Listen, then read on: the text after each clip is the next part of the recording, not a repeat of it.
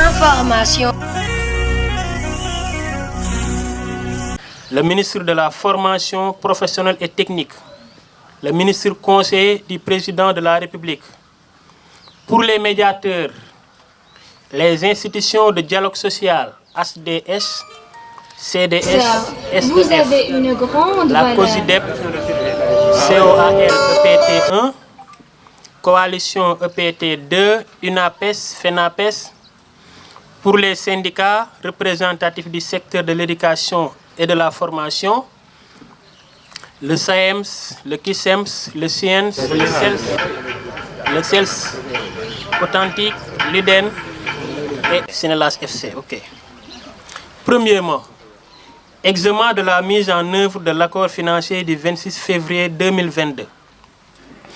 À l'entame de la rencontre, le ministre des Finances et du Budget a annoncé que le comité de suivi des accords est convoqué dans le cadre de la mise en œuvre de l'accord signé entre le gouvernement du Sénégal et les syndicats d'enseignants le 26 février 2022.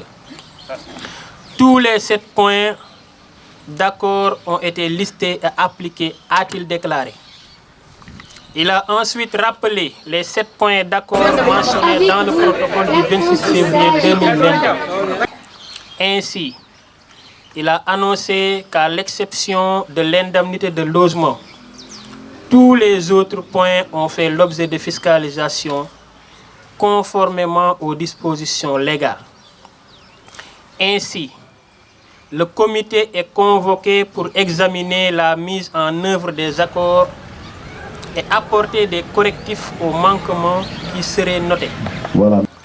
Le ministre a enfin rappelé que le tableau qui a été envoyé à la partie syndicale par ses services et qui a servi de base de négociation entre le gouvernement et les syndicats comporte des erreurs.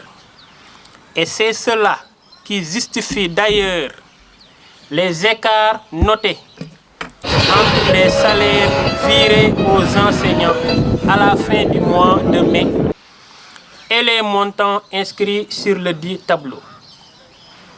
Appréciant ces propos liminaires du ministre des Finances et du Budget, la partie syndicale a balayé d'un revers de main, balayé, hein? La partie syndicale a balayé donc d'un revers de main l'argumentaire consistant à dire que les services techniques du ministère des Finances ont commis des erreurs sur le tableau. Ils ont ainsi demandé au ministre et à ses collaborateurs d'en assumer l'entière responsabilité et de corriger immédiatement les augmentations conformément aux sommes arrêtées d'accord partis. Tous les secrétaires généraux ont exigé du ministre des Finances qu'il retire ses propos et que toute la délégation gouvernementale reconnaisse qu'ils ont volontairement violé l'accord du 26 février et qu'ils procéderont dans les meilleurs délais au virement des sommes dues. Ils ont ainsi annoncé que le virement par émission spéciale et du complément des augmentations est la condition sine qua non pour la reprise des enseignements et apprentissages. Reprenant la parole, le ministre des Finances et du Budget a rappelé que le protocole a une valeur juridique, que tous les points ont été respectés. Il a également reconnu que le tableau envoyé par ses services a été calculé sur la base de c'est-à-dire que la fiscalité n'a pas été prise en compte. Par conséquent, le gouvernement, dit-il, s'engage à assumer toutes ses responsabilités, car tout le monde sait que l'enseignant mérite toujours un salaire supérieur à ce qu'il perçoit.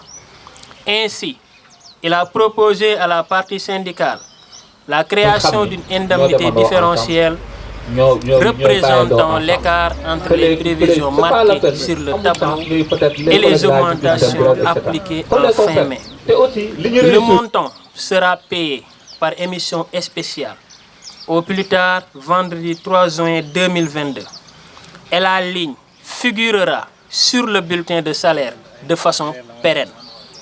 Suite à la proposition du ministre des Finances et du Budget, la partie syndicale a demandé une pause pour apprécier la stratégie proposée. À la reprise des travaux, la partie syndicale, après plusieurs débats portant sur la proposition du ministre, a exigé,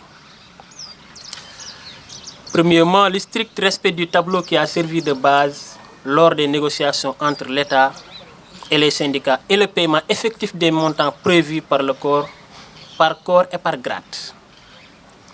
Deuxièmement, l'adoption du tableau comme élément annexe au protocole du 26 février 2022 sous forme d'avenant, comme c'est déjà le cas avec le tableau portant sur la revalorisation des indemnités liées aux fonctions dirigeantes. Troisièmement, le paiement par émission spéciale d'ici le vendredi 3 juin du différentiel représentant le montant initialement prévu dans le tableau et ceux qui ont été payés par la direction de la somme. Quatrièmement, le paiement immédiat de l'indemnité de recherche documentaire aux chargés de cours qui en ont été privés depuis la fin du mois de mai et le strict respect des augmentations allouées au PC et conformément au terme du protocole du 26 février 2022. Reprenant la parole au nom de la partie gouvernementale, le ministre des Finances et du Budget a accédé à toutes les exigences soulevées par les syndicats. Il a ainsi annoncé que ces services procéderont à la correction des montants virés au cas par cas entre lundi et jeudi pour se conformer au tableau qui sera effectivement annexé au protocole du 26 février 2022. Suite au rejet de la création d'une indemnité différentielle par la partie syndicale, il a proposé l'inscription sur le bulletin de salaire des enseignants une nouvelle ligne intitulée Indemnité spéciale complémentaire mai 2022 net d'impôt, représentant le différentiel entre ce que l'enseignant devait recevoir et ce qui lui a été viré en fin mai 2022.